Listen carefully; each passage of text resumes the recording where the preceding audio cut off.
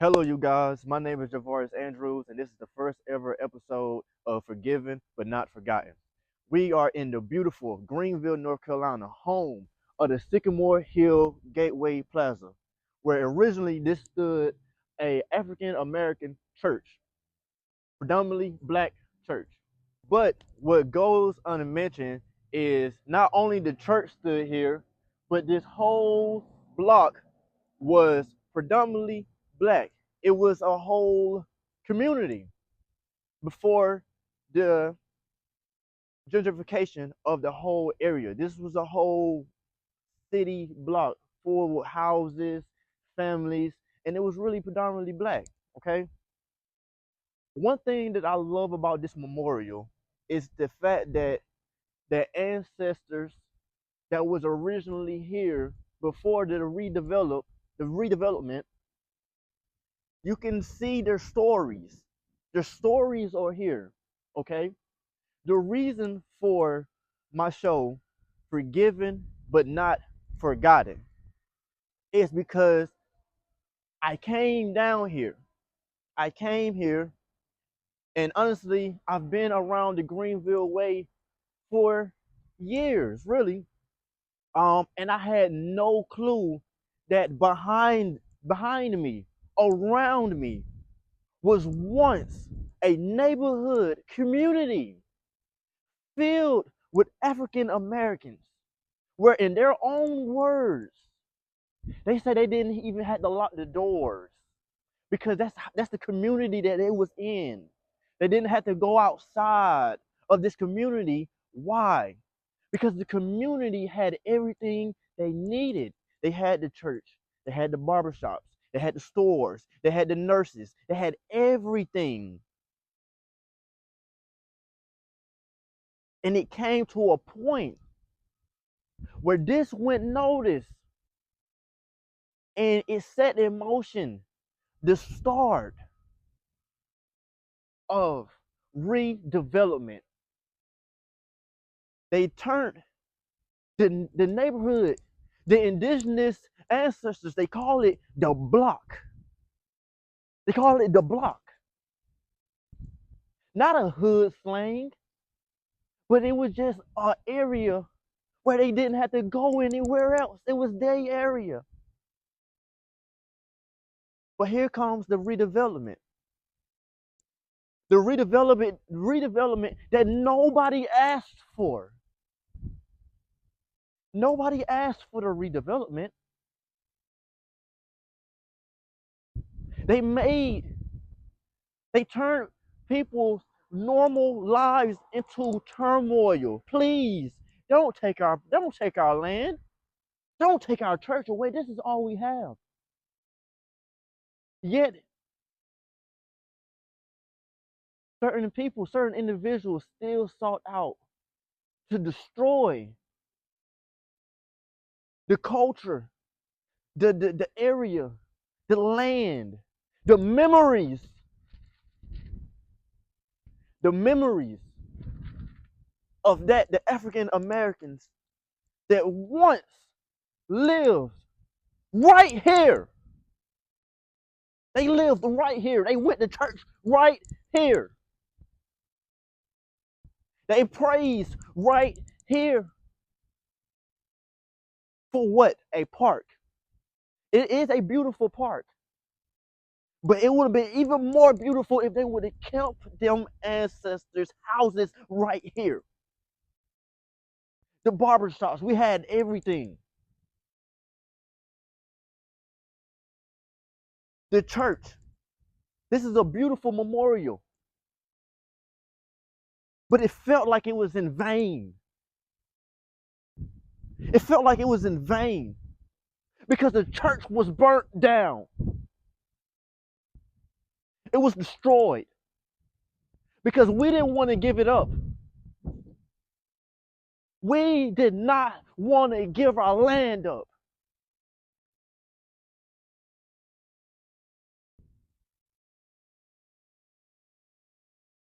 The oppressors have a way of getting what they want and doing what they want when they want it. They had no reason to build all of this stuff here. They had no reason. The only reason was we don't want you to have it. Money, power, controls everything. Now, I will be going around this whole part showing you the beauty of it. It is very much beautiful.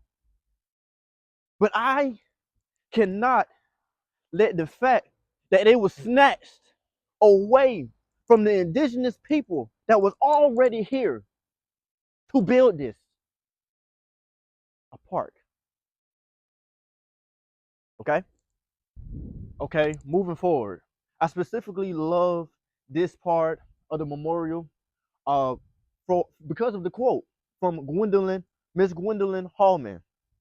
It reads, "It was an awesome place to be because though we were economically poor, spiritually, we were rich." Okay? I love that because the term rich, we have put the term rich to financial gain.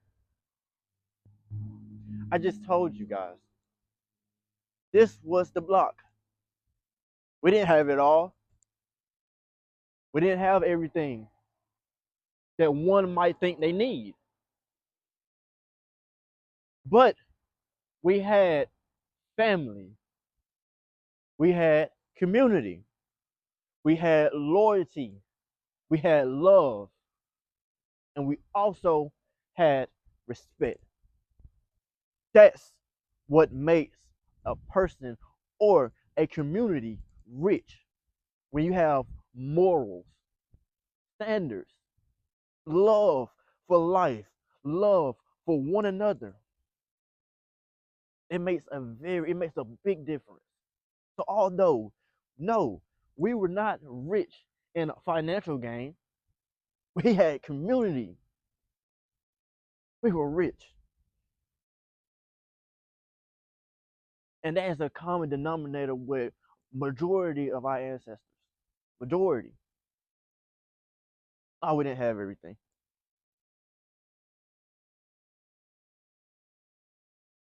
But it seems like the system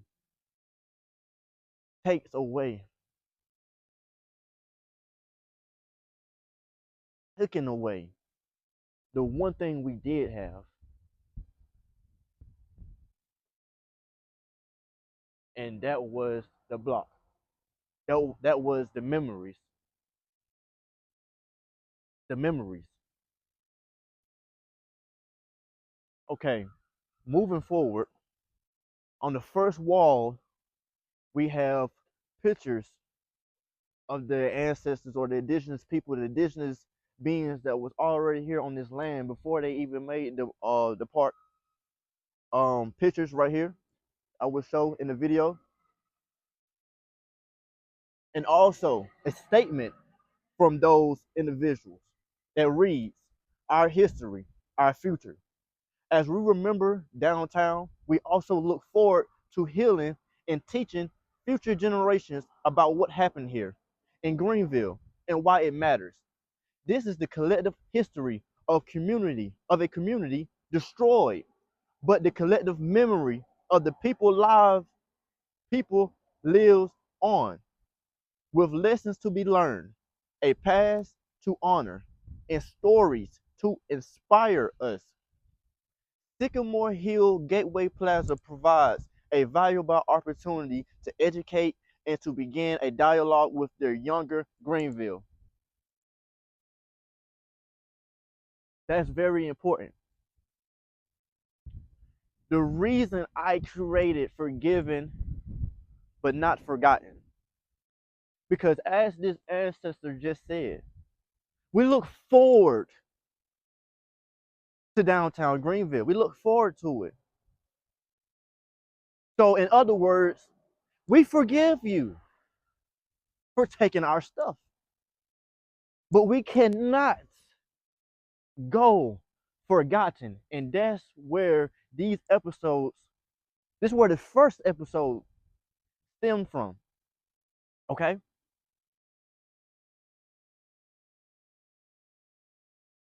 I feel as if it is very important for exactly the younger generation to know where they come from, to know that their ancestors before them, their great grandmothers, their grandmothers, their great great great grandmothers, build something. They had something. They have history. Without this even being here, I love this memorial because without this even being here, me myself wouldn't even known. So just imagine all of the hundreds of me's. This Greenville, North Carolina is home of one of the biggest colleges. So just imagine the foreigners, the outsiders that's coming into the land. It is an amazing energy out here. But the energy of Greenville, downtown Greenville, is because of the ancestor energy that we have already bestowed into the land. It's already here. The last piece I would like to touch on for today is this poster right here, which reads, Remembering a Church and a Congregation. The original church remained a downtown landmark for over a century. It became much more than a house of worship, a center of social, political, recreational, and economic activity, a refuge to nurture souls and to help those in need, and a place to guide younger congregants in faith. Sycamore Hill Ministry Baptist Church was the last building standing in downtown. It was demolished in 1969 following a fire. The church is now located on Hooker Road in Greenville. Not only was it demolished, but it was set on fire. This reminds me of the movies where a stronghold wants something and a person may not want to give it up.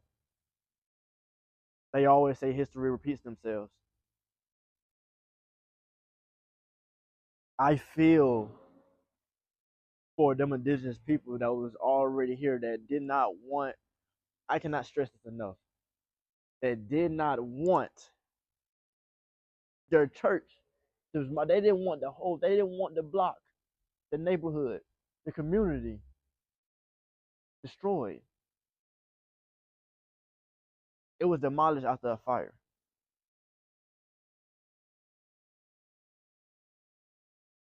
And the only thing we tried to do was just help. Only thing we was doing was building lives, building our lives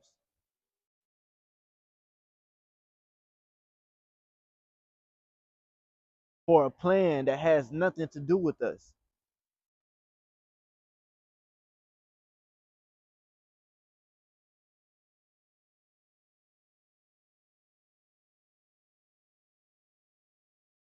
Honestly, personally, I feel devastated.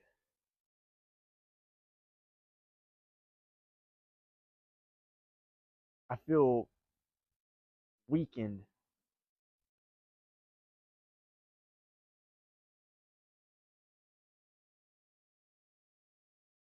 because I can imagine the pain and the hurt that those ancestors endured, how they felt like you lost everything.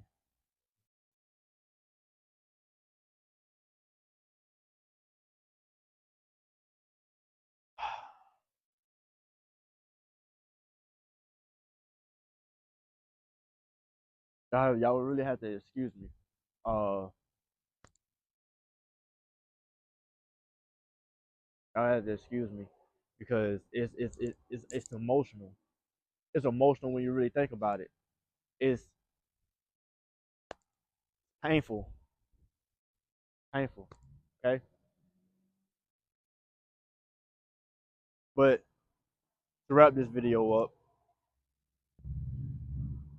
I would need y'all to like, share, share, share, share, because on the next episode of Forgiven but Not Forgotten, I will have the living ancestors, the living indigenous people that was here and that can tell you and explain more than I can about this area, about the block, about the church in particular, because the church is what really brought the community together. The church. That's why it was the last thing that was standing. Energy. So that's why I need y'all to like, share, and subscribe. Comment the next places y'all would like to see. Let's build a community, because a community is a foundation. This is what this area reminds me of. This is what these pictures on the wall, pictures has, tells 1,000 words. I see a foundation, a community that worked along one another. They worked together. Like I told y'all previously, they didn't have to go outside of their area. They had everything they needed. They had nurses, barbershops, they had musicians, they had educators. I just didn't indulge into that information. I have it written down, but I'd rather have the ancestor tell you guys more in depth so y'all can feel exactly what's really what has really went on and how that ancestor really feels about everything. Okay? So once again, my name is Javarius Andrews, and this is the first ever episode of Forgiven but Not Forgotten. I need y'all to like, share, subscribe. Share, share, share. There will be a part two. Okay? Much gratitude to everybody that's watching. Much love, much peace, and prosperity to everybody that's watching. I love y'all. Ashe.